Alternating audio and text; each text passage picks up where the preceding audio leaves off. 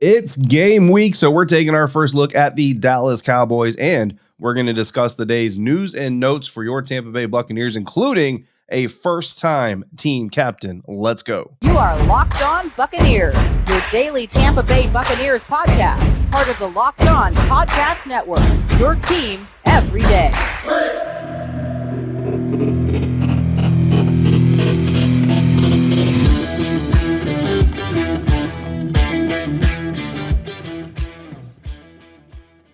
What's up, Bucs Nation, and welcome to the Locked On Bucs Podcast, part of the Locked On Podcast Network, your team every single day. We are your daily podcast covering the Tampa Bay Buccaneers. We are free and we are available on all platforms, including YouTube and the WTSP Plus 10 Tampa Bay Plus app on your Roku or Amazon Fire Stick. And we thank you for making us your first listen or your first view of the day. I'm David Harrison, writer for Sports Illustrated's BucsGameDay.com. My co-host is James Yarcho, the deputy editor of SB Nation's BucsNation.com. He's not here today, but you can find him on Twitter at JYarcho_Bucs. I am at DHarrison82, and the show is at Locked On Bucs. Once again, we thank you for making us your first listen or your first view of the day. Today's episode is presented by Prize Picks. Prize Picks is daily fantasy made easy. You pick 2 to 5 players, and if they score more or less than their Prize Picks projection, you could win up to 10 times your money on your entry. First-time users can receive a 100% instant deposit match up to $100 with the promo code Locked On. That's prizepicks.com. Use the promo code Locked On. Later on in this episode, we're going to take our first look at the Dallas Cowboys, but first, the Tampa Bay Buccaneers identified 5 team captains on Monday, or at least head coach Todd Bowles unveiled them on Monday, and they are quarterback Tom Brady, wide receiver Mike Evans, linebacker Lavonte David, linebacker Devin White, and defensive tackle Vita Vea, who is a first-time team captain for your Tampa Bay Buccaneers. Now, we're going to go through these guys one by one because, obviously, these are some of the best players on this year's Tampa Bay Buccaneers roster, but they're also some of the best players in franchise history, league history, when you start with quarterback Tom Brady, who is just 15 wins from becoming the winningest quarterback in Buccaneers history. Think about that. Tom Brady in his third year with the franchise, just 15 wins shy of tying Trent Dilfer, who currently holds a record for most wins in the Buccaneers history as a quarterback with 38. I know wins and losses are not quarterback stats, but as quarterback stats go, Trent Dilfer, 38 wins, leads the franchise in wins right now for the franchise. 15 wins this season, so a 15-2 record for the Tampa Bay Buccaneers would earn Tom Brady that record. Tom Brady also 39 touchdown passes away from the most in franchise history right now. Jameis Winston holds that record with 121, and he's 6 game-winning drives away from Doug Williams' mark of 14 game-winning drives as a Buccaneers quarterback. Now, 6 game-winning drives might seem like a lot, especially in one season, but when you look at the Buccaneers' schedule, we've kind of already been over this over the offseason, one of the toughest schedules in the National Football League this year. 6 game-winning drives may be something that Tom could pull off on his way to 15 regular season wins, giving him all sorts of more Buccaneers records. So Tom Brady in line to potentially set even more franchise records than he's already set in a very, very short period of time as the Buccaneers quarterback. Wide receiver Mike Evans, we already know he is a stud, a star within the franchise, his 6th straight season as a team captain, already the franchise leader in catches, yards, and touchdowns by a wide receiver. He is 699 yards from becoming the 3rd receiver in NFL history to amass 10,000 receiving yards in 9 NFL seasons.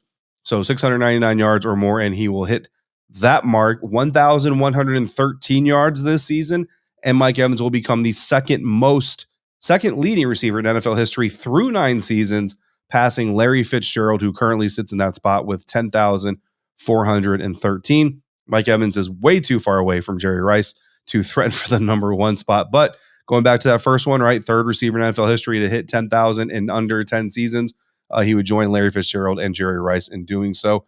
3 touchdowns is all Mike Evans needs to become the second most touchdown scoring leader, have the second most touchdowns by a receiver in NFL history through 9 seasons. Larry Fitzgerald and Randy Moss each have 77. And of course, if he gets 1,000 yards, he will be It'll be his 9th straight season to do so, to start an NFL career, extending his own record for one more season. Linebacker Lavonte David, his 9th straight season being elected or chosen as a Tampa Bay Buccaneers team captain. He is the franchise leader, of course, in forced fumbles and tackles for loss. 1 sack from becoming the second most linebacker in franchise history in sacks. Broderick Thomas, 26.5 sacks right now for the franchise. So Lavonte David just needs 1 sack, and he will pass Broderick Thomas to have the second most sacks in team history. Linebacker Devin White, his 4th season in the NFL, 3rd season as a team captain. Defensive tackle Vita Vea, again, the rookie here among the team captains. And Todd Bowles was asked about that on Monday, said, quote, Vita got a lot of votes. He prepared very well. He had a good offseason. He came back in shape. He shed some weight. He's been leading the film room charges, and he's become a leader on this team. I think that speaks a lot about him, end quote. Now, you might be thinking to yourself, this seems a little thin on team captains because, well, it is. And Todd Bowles said on Monday that a special teams captain would be named later. Bradley Pinion and the linebacker Kevin Minter were the last 2 special teams captains for this team. Neither of them is on this team. In fact, I think if you go all the way back to Dario Mbuale, every special teams captain the following season, I want to say going back to Dare, has then not been a part of the team the following season. So being a special teams captain, almost a curse in a way. So I put together 3 names for you guys to kind of mull over that maybe could be this year's special teams captain. I'll be interested to see if James and Evan bring up their own ideas here on their next episode. But kind of slim pickings, really, when you look at it. I think the easy, obvious choice would be kicker Ryan Suckup, right? I think, he's the veteran, he's the kicker, he's going to score points, all that stuff. You put the C on his chest, you make him the team captain.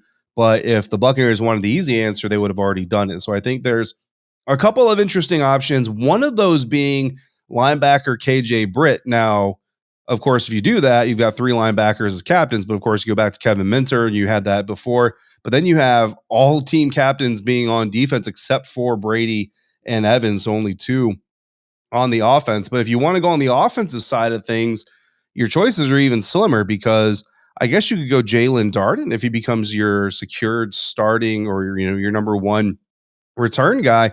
But really, if you look through the preseason, the offensive player that had the most special teams snaps, rookie tight end Cade Otton.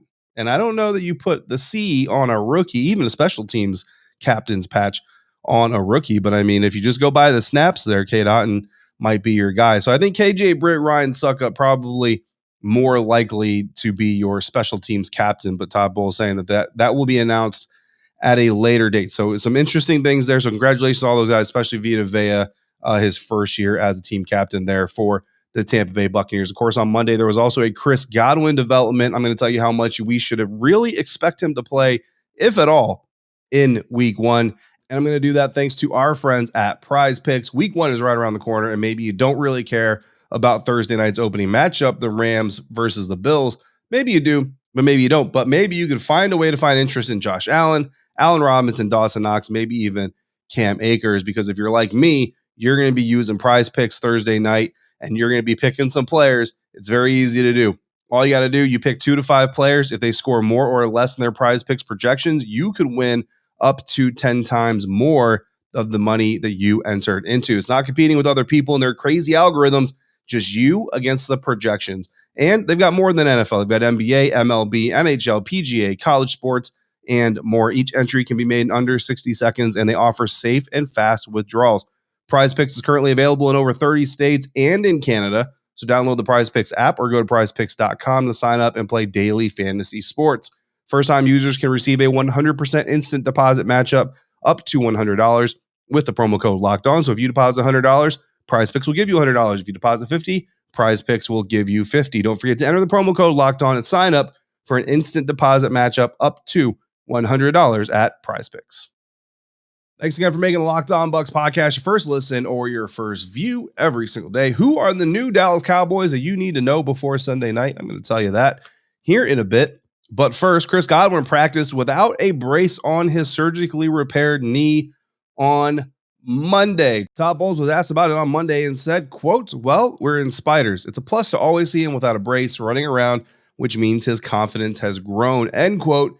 For those who don't know, spiders mean shells. Shells mean not pads, meaning not fully kitted up, geared up, as it were, for the practice. But as much Coach Bowles maybe wanting to play down that a little bit from a strategic standpoint, I'll tell you, I saw Chris Godwin run in shells, and I saw him do it with a knee brace on. So running in shells, even in shells without a knee brace on, is certainly something to get excited about, something that is encouraging as far as his recovery from that torn ACL is concerned. Now, Coach Bowles was also asked how people were doing health-wise as far as playing on Sunday night. He said, quote, everybody's trending toward playing Sunday night, end quote. Let me read that again. Quote, everybody's trending toward playing Sunday night, end quote. Everybody to me means Chris Godwin. And that would mean a week 1 return. And if you remember, guys, it wasn't even like a month and a half ago that we had quote unquote experts out here talking about Chris Godwin may not even play until December. Here we are. It's early September. Chris Godwin may be playing before September 15th. Forget December. We're talking September. So very, very impressive what he's been able to do. And you go back to Cyril Grayson appearing on the Pewter Report podcast, talking about how Chris was going to surprise people with his recovery and all that stuff. And another player, another Buccaneers receiver that has surprised people maybe is Julio Jones. Coach Bowles said of Julio, quote, he's kind of gotten to the point where he's returned to his old self. He's been great mentally. He's been great for the guys in the room as well as out on the practice field, DBs alike. Right now, he can play. We have a bunch of receivers that can play, so the pitch count should be kind of even depending on who we play and how we play it. We think he can lend a lot for us. We've just got to knock on wood and keep him healthy, end quote. Of course, Coach Bowles saying that and the fact that Chris Godwin is running around without a knee brace on got me thinking, how many snaps could Chris Godwin realistically play? So again, Todd Bowles said that everybody right now is trending towards playing Sunday night, and I take everybody to mean Chris Godwin. He's a person on the roster, so everybody means Chris Godwin, right? So last year, the Tampa Bay Buccaneers ran 65 offensive snaps against the Dallas Cowboys in that week 1 win. There's no way to accurately deduce or try to predict how many snaps the Buccaneers will run this year in week 1, but let's go 65 just to ballpark it, right? Mike Evans last year, he didn't get 95% of the snaps last year. I think he got like 94, 93. Chris Godwin actually got more snaps than Mike Evans.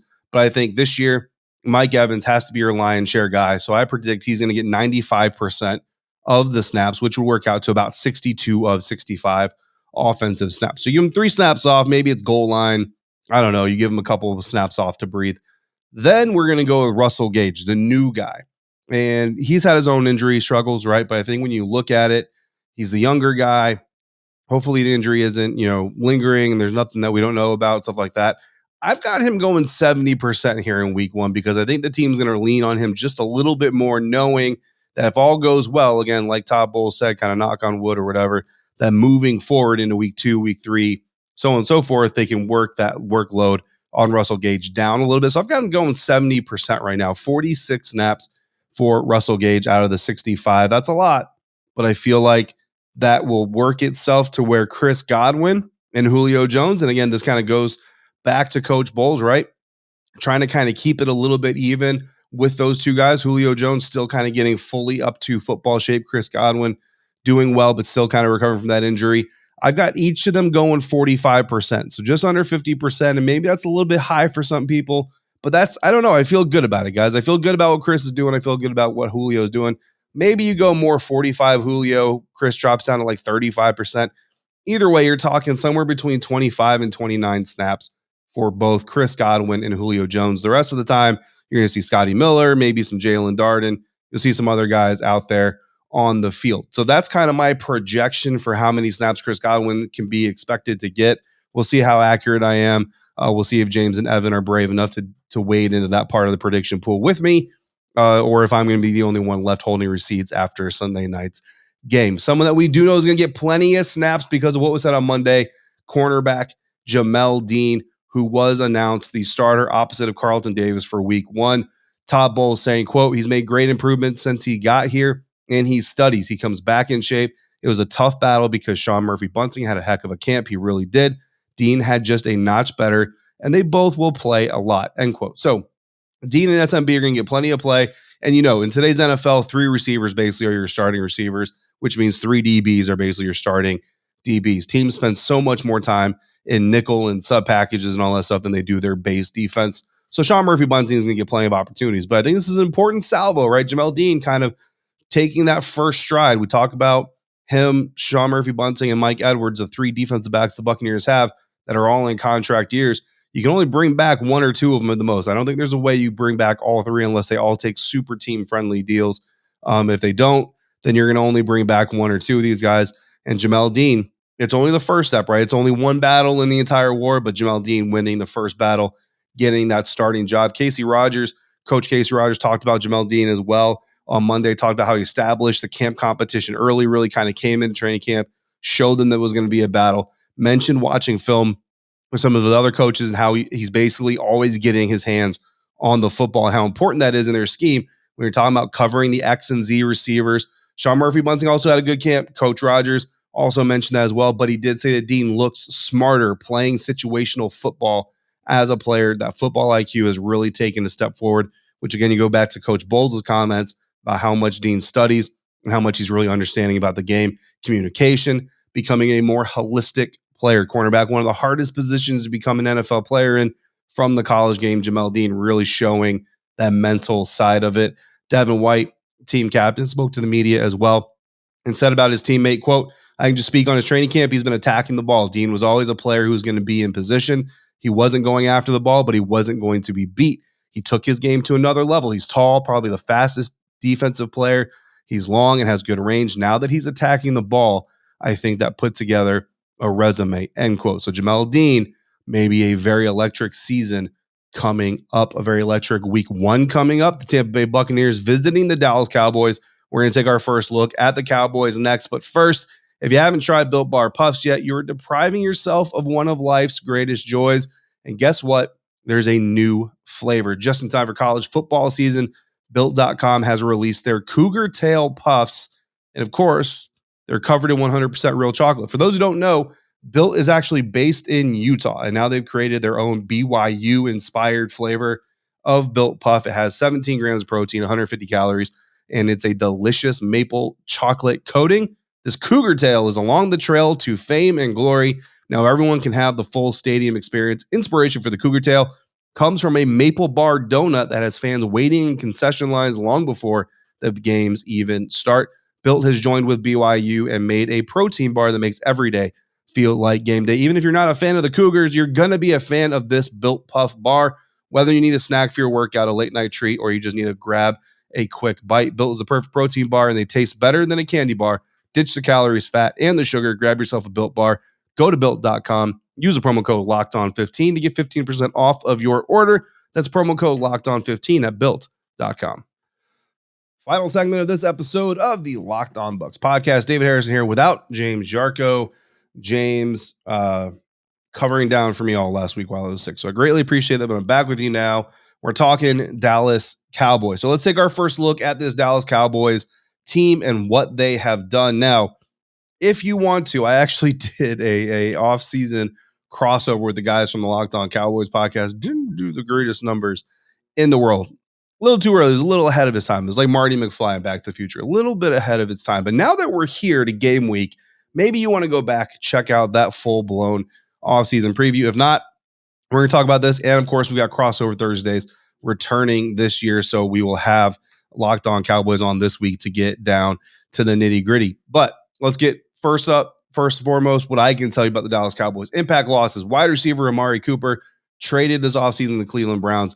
Defensive end Randy Gregory, free agent, ends up signing with the Denver Broncos. Offensive tackle Tyron Smith, a torn hamstring. Definitely not playing week 1. After that, outside the postseason, don't need to worry about it. But Tyron Smith, torn hamstring, will not be playing this game. Obviously, impact gains, not a lot, to be quite honest with you. Wide receiver Jalen Tolbert, one of my favorite guys from the Senior Bowl, from the way that he was a late addition, flew in from Los Angeles, was at practice the next day, still was able to really show up, show out. 3rd-round draft pick wide receiver for the Cowboys. And defensive end Sam Williams, a 2nd-round draft pick. So, I mean, both your impact gains are rookies.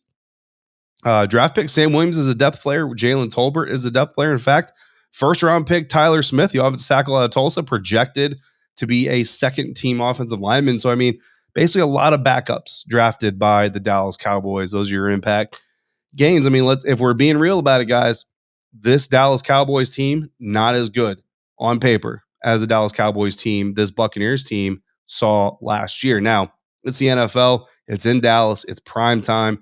They would love nothing more than to hand the Buccaneers a loss to start the season. So never count anybody out. But I mean, let's just be real about it.